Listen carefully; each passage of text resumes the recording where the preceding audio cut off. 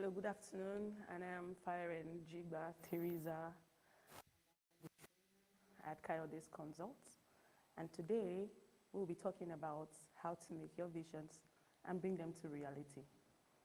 And with me here, I have someone who has been through it all, who had a vision, and now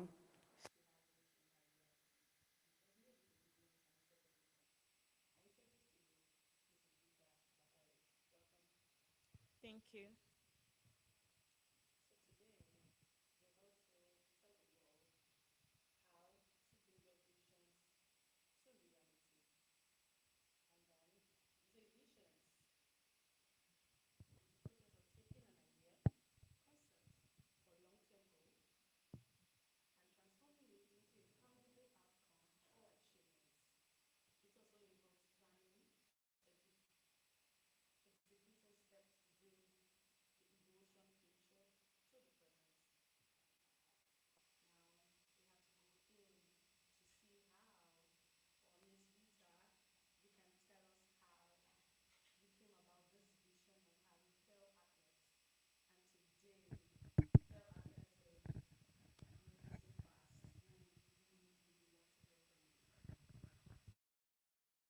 For this wonderful opportunity.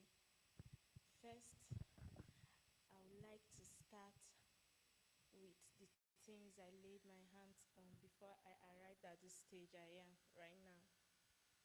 I started with, okay, while in the university, I was selling shoes and handbags to aid me in getting some of the necessities in school. Okay. So afterwards, that's after my university days, while I was waiting for service, I was working with an Igbo man. He was into printing majorly, and then he sells wedding cards. So I picked up from what he was doing. Though I was a lady, I couldn't do printing, and I didn't have much time on my side to learn graphics design, which I also loved. So I decided to go into perfumery so I could help people who were around smell good, or rather scent nice. So that's how I started with perfumery business. So as time goes on, I was ordering from someone online in Port Harcourt. So when the goods came in, they're not looking as qualitative as I will want it to be. So I decided to go to wholesale market and look for where I could get the quality, the most quality product I have ever wished to. So that's how I started perfumery business. So as time goes on, I realized that the perfumes I was selling was designer's perfume, and it's not everybody that could afford it. So I decided to add oil perfumes to it. So I started selling oil perfumes. I did the business for about, I think, 2 or 3 years. Then, whenever I sleep up, whenever I pray before sleeping, I will ask God that I want Him to bless the work of my hands. So after telling Him I want Him to bless the work of my hands, I will ask within me, what am I doing with my hands that I want God to bless? Because these perfumes I'm selling, I am not the one making it myself. Though I've attended classes of making perfumery, but I tried making, but I didn't get the results I wanted because they're not looking as authentic as the imported ones. So I got discouraged at a point. So whenever I pray and I repeat that line, God bless the work of my hands, something in me asked me, what are you doing that you want God to bless? So as it kept going, there was this lady I kept seeing her online with foodstuffs. So I was not like, oh, this is foodstuffs rebranded. I can actually do that too because I love the way it was packaged. So I chatted her inbox. She didn't reply me for like 3 months. I felt disappointed. So sometimes I would sit with him and say, how do I want to go about this? Because I have no knowledge about this packaging of foodstuffs and the rest. So, but I kept watching her videos. Sometimes I would sit and say, how about I get this and do that? So at the point I say, but I will not get the steps, the right steps for it. So like after 6 months, she now advertised a class online for people who were interested. So then I sold my perfumes and I think I had about 50,000. So I decided to pay for the class. I told my husband about it that I wanted to learn something new. He didn't take me serious because he said I was doing perfumery business already and then I was selling wrappers. So do I need another business? I told him that me, I want something I'll be producing with my hands from the scratch to the finish. I don't really, though I love perfumes a lot. I love smelling nice or scenting nice. Like, even when I'm angry, if I perceive a good fragrance, it calms my nerves. So to me, I see perfume as something I have passion for, but not for business. Even if I'm going to do the business, I want something else. So I tried convincing him. He was not convinced. So I went behind him and paid for the classes. I used all the money I had to pay for the class. So while the classes were going on, every time I would sit alone with my book. If I'm writing, every people will pass and, what is this woman even writing? What is this woman even writing? They never took me serious. So I was just jotting down. That's from the classes. Even today, I came with my book because I thought it was a class, so I write down. So I was writing it. They would pass and laugh. So I said they should not worry. So after the class, I needed a machine to start. That's where another problem came up. It's like, how do I get a machine? So I was thinking in my head how to really go about it. And I said, let me start selling yams. Since I'm from Benue, I will seize that opportunity to bring Benue yams and sell. So, by doing that, I was trying to creep into food business little by little, but I didn't tell my husband that I'm going full time into the food business. So I started with the yams. You said sometimes I'll hawk with yams on my head just for adverts. If you search me on social media, Rita Jolie Smart, you will see me. Sometimes I will hold yam in my hands, sometimes on the head. I will tell them that I am the digital market woman. I'm trying to show them that this is what I want to go into. So I started with yams. So at a point, I don't know if the story is too long or it's getting boring already. No, it's not. Okay, so at a point, my husband was like, this yam, what if I'm bringing it and the car have an accident? That's my whole capital has gone. Hey, I felt discouraged though, but I said, anything that happens, fine. So I kept doing. I begged some of my friends for money. They lent me money. I paid some back. I couldn't pay some back. So that's how I started that yam business. Sometimes I'll keep it in front of my husband's shop. So people who were passing knew that I was selling yams. And if I'm selling yam, I'll tell you that I'm not selling the normal yams you are seeing everywhere. I'm selling Benue yams. And you will attest to the fact that Benue yams are really, really sweet. So that was how I started with yams. Then when new yams came out, I said, let me buy the new ones. So this woman from Benue sent yams to me. After like 2-3 days, about 48 yams were rotten. I felt so bad. I called her that why would she send rotten yams to me? Because for the past times, it was my mom that was helping me to buy yams from Benue and send. So when I felt I was disturbing her and she's not too strong for her to be doing such errands for me. So I decided to be buying from someone, a random person, I don't know her. So she sent that particular batch and it was spot. 48 good yams were spot. That's my whole capital.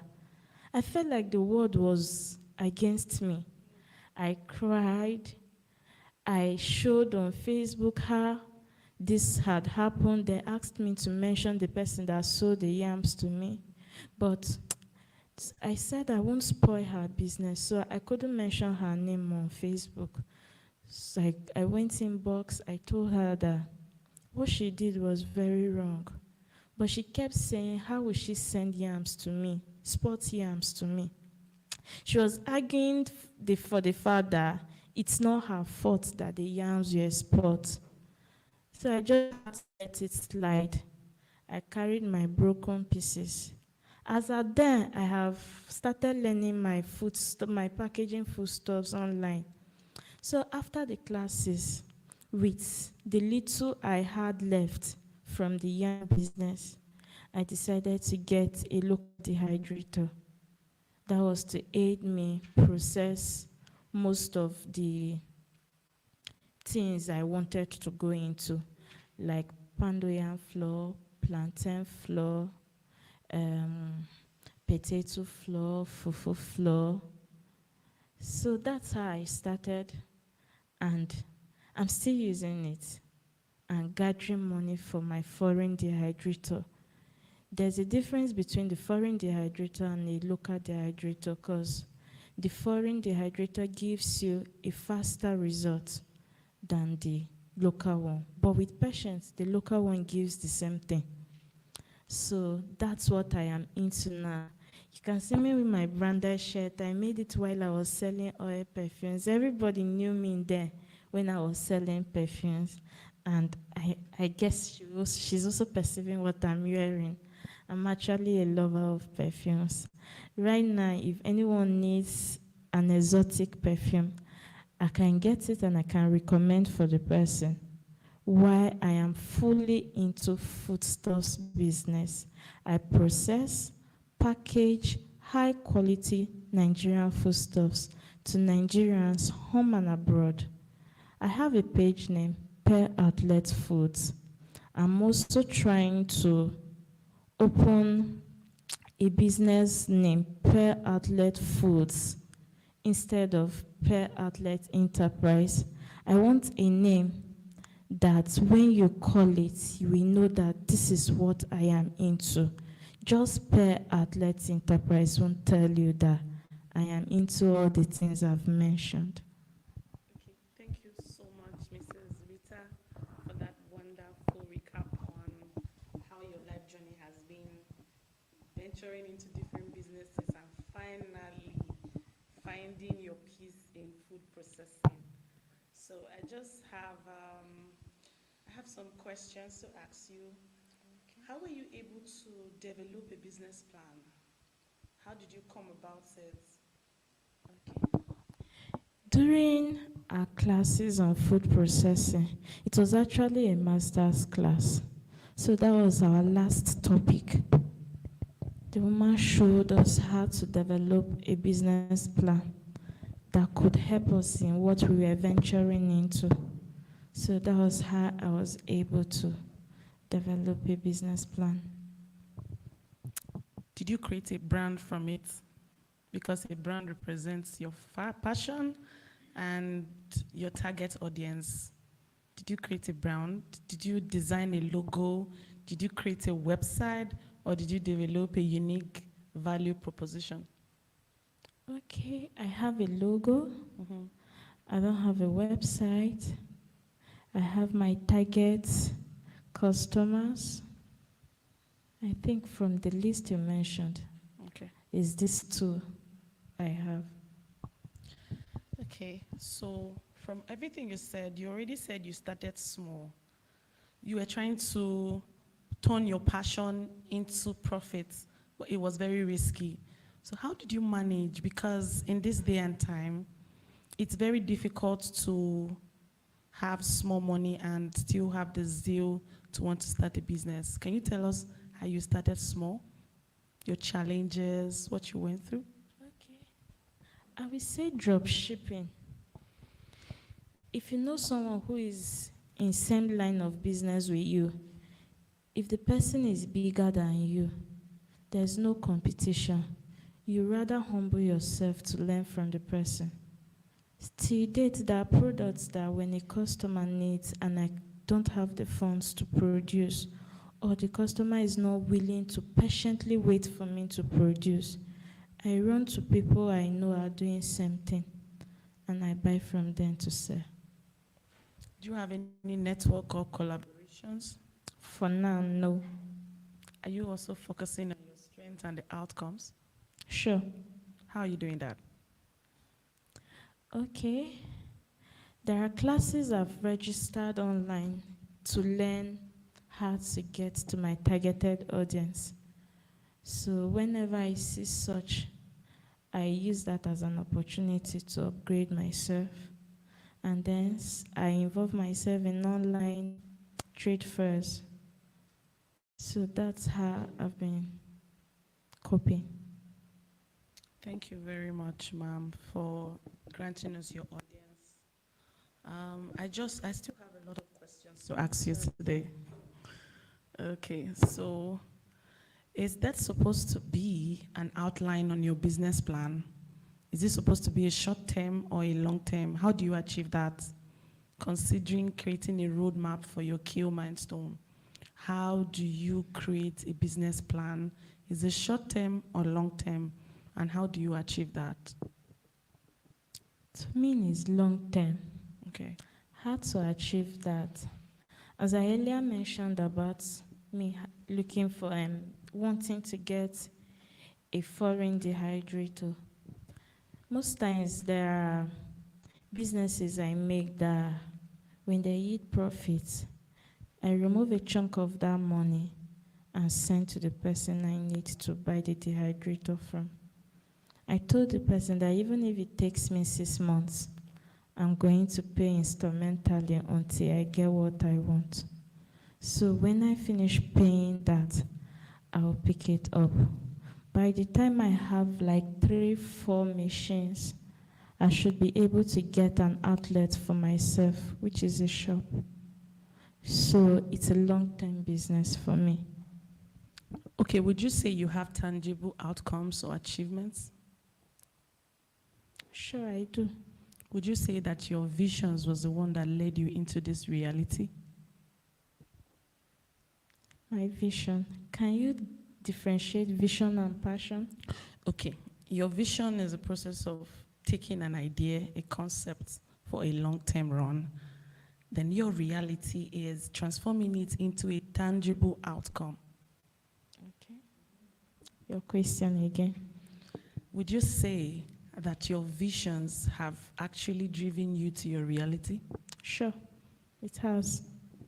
So what do you have to say to people out there, the young people, people that are just there, don't have what to do, they have the capital, most of them don't?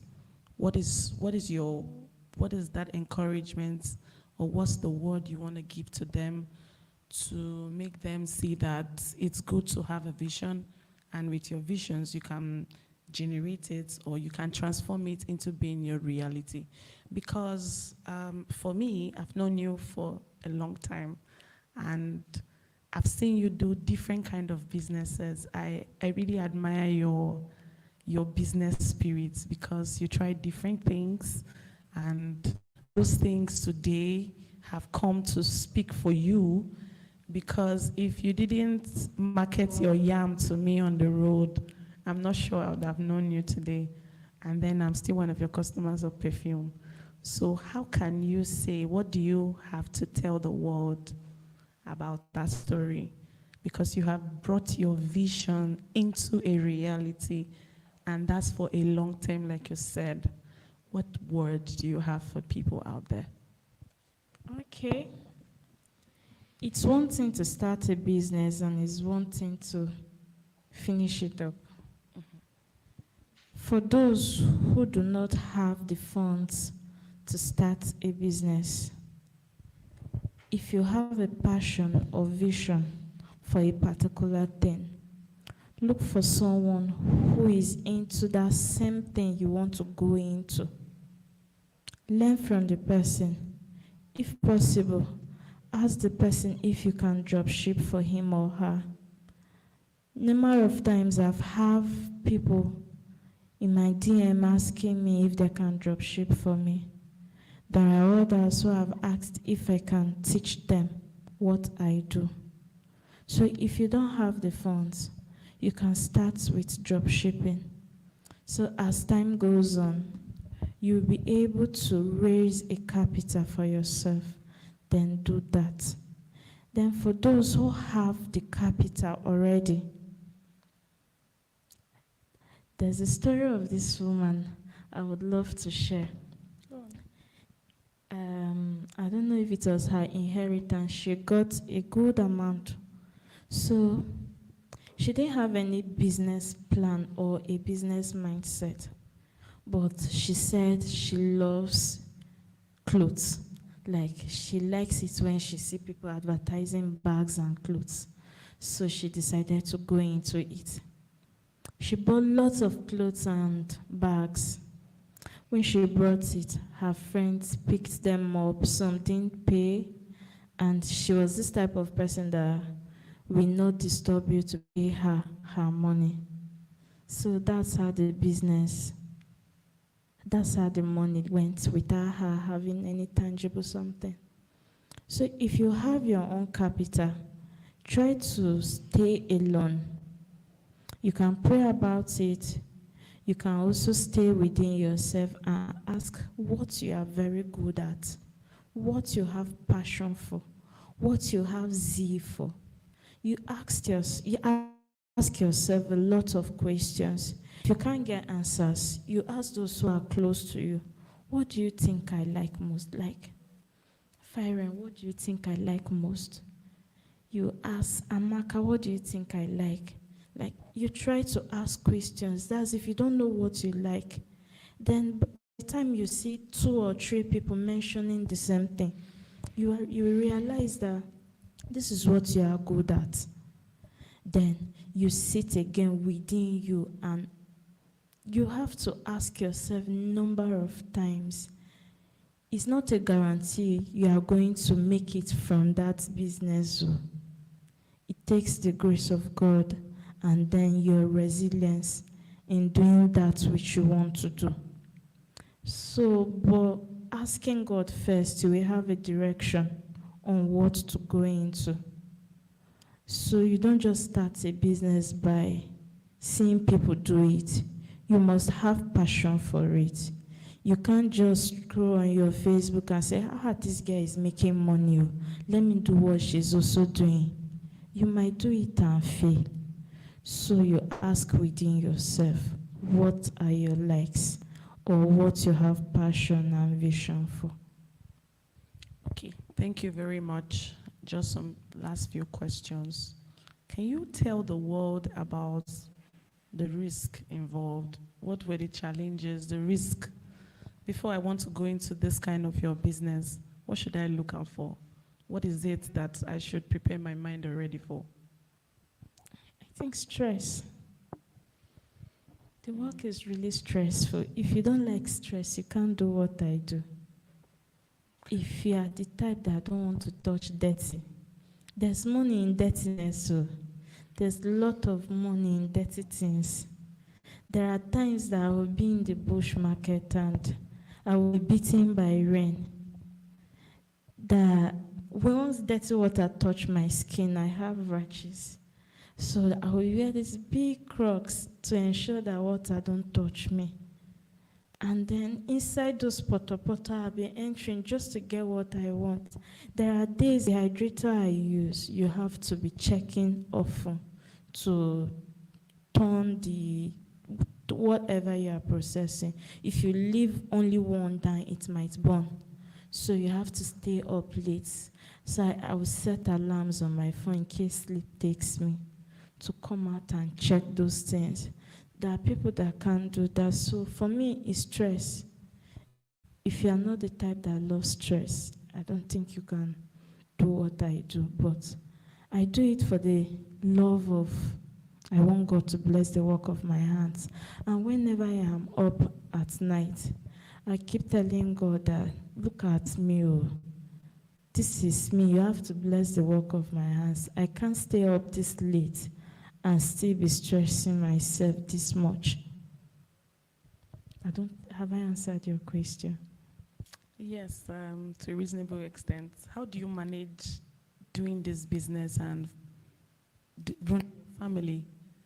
Because you have a child and a husband. How do you navigate the two? Okay. My husband is very understanding. He understands me a lot, and when he sees that I have others, he helps me with the child. Like I drop my child with him and go to anywhere I want and return. But I try my possible best to keep things in checks before I leave. Like if I'm running errands for people on Saturday, I'll wake up around 5 a.m. and make sure that their food and everything is prepared. I will drop the food, I'll package it and drop it on the table. Keep everything inside their flasks for my child and him. Then boil water for them. Then I take off. So once they wake up, it's just to bath and carry their food and go. So when I return, I'll collect my baby and we'll be at home. So that's how I've been trying to reshuffle the whole thing, as I don't have anybody to help me aside him. Okay, so can we say again, like one last time, that you had a vision and now it's your reality? Sure. Dear viewers, dear friends, we have Mrs. Rita Bakary as our speaker today, telling us of how she brought her vision into reality. She had this dream of processing food, and even after doing several businesses, selling perfume, like you said, selling yam, selling gari, today she processes food, and that's what she basically does. And she has customers all around Nigeria, even outside Nigeria. And so today we have her speaking to us about her challenges, her wins, the risks involved, the business planning, the scaling and everything. We want to thank you so much for joining us today at Coyotes Consults. We are so delighted to have you seated here. And we hope that we'll keep seeing you and you keep impacting the people that really need your impact. Thank you so much, ma'am. You're welcome. So, and on that note, we call it a wrap. We have next week, Wednesday, 21st of August, we'll be speaking on CV writing and workplace excellence. And we have speakers like Dr. Praise and Ms. Goodness Wanko. And we hope that our dear viewers and our friends will still come around to learn one or two things from these educated people. Thank you so much, and I still remain Jigba Firing Teresa, Director of Training, Coyotes Consult. See you next week. Thank you.